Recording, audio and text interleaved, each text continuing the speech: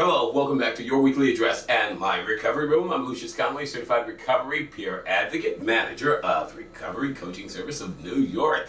Great news! I will be sitting on a panel this week at Columbia University. It is for their direct practice course, MSW students. This Thursday, April 24th from 4 to 5 p.m. I'm pretty sure it's only close to those students, but we want to make you aware of what's going on with the new crop of MSWs coming out of Columbia University and them being apprised and abreast of how peer advocates work within the termination process of group work practice, group dynamics, and leadership, which is the topic.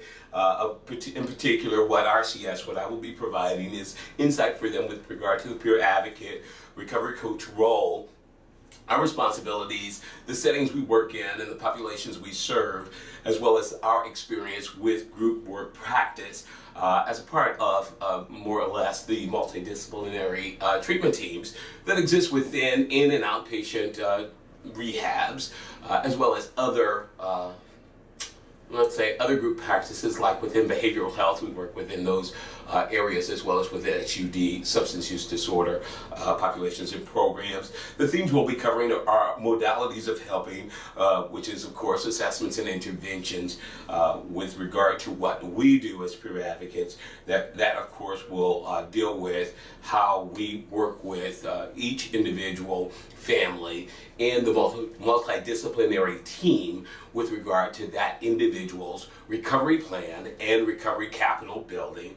As well, we'll be talking about linking assessment and intervention, the differential diagnosis, which we don't do as peer advocates. That's something that the social workers do with regard to creating differential diagnosis, whereas they try to ascertain the core problem that's creating the symptomatology within an individual who is receiving substance use disorder treatment or mental illness treatment. We don't deal with that per se in a direct way. And then the introduction to psychopharmacology for social workers. We are aware of the differential diagnosis based on the DSM-4 TR that the social workers utilize, as well as, of course, we know about psychopharmacology in addition to a lot of the SUD pharmacology that's currently being employed and investigated. So we'll talk about our view and understanding of that with regard to assisting people with pathways to recovery that they will self-direct. And then the theoretical framework and application to social work practice. And for us, that theoretical framework which certified recovery peer advocates work within is exclusively person-centered because it's self-directed, wellness-driven recovery. That's the criteria within which the peer advocates work. And then practitioners' self-awareness and self-evaluation, which of course we at Recovery Coaching Service do every day, me in particular, through our daily ritual program to keep us apprised of where we are and where we want to be.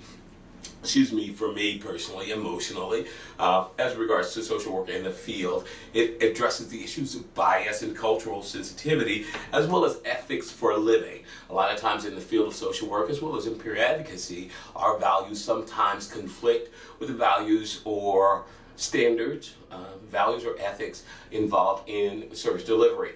Based on what God we serve, what religion we follow, those kinds of things. Whereas with peer advocacy, we are non-judgmental and accepting of anybody's particular pathway to recovering, whatever they believe. We do pride ourselves on being culturally sensitive, and we kind of go with the flow of that. And so we'll be talking about from a peer advocate's position, and in particular that termination process. How do we detach or end services for people in behavioral health and substance use disorder environments in a group kind of practice dynamic? For me, the multidisciplinary team dynamic. How do we disconnect from that individual as well as that individual's family? And one of the things that we have found through our Optum Health BHO, Behavioral Health Organization, study for the last 2 years here in New York City, phase 1 just ended March 24th of this year, is that the peer advocate is the game changer in terms of engaging individuals in groups, in terms of outcomes with individuals in groups, and in terms of reduction in cost with individuals in groups. And it has been proven, and the evidence that Optum Health came up with the last 2 years simply supports the evidence that SAMHSA, Health and Human Services for the federal government, has been propagating for now 5 or more years, indicative that the peer advocate is the game changer with regard to assisting people get back into the community, get involved, and live their best life. I am excited because RCS is on the forefront of this in New York City. We just did a practicum exercise with the MARS organization, Medication Assisted Recovery Services at Albert Einstein in the Bronx last week, and this week we're going to Columbia University to talk with their master's degree students about the role of peer advocates in termination process. Being the game changer is a wonderful thing. Hopefully you'll be a part of it. So please do register if you're interested in becoming a certified recovery peer advocate, i.e. recovery coach. There are many opportunities that are open and opening up. So get in line for that. And in case you're wondering, right now, the standard is about $21 an hour to start. So we're just whistling Dixie.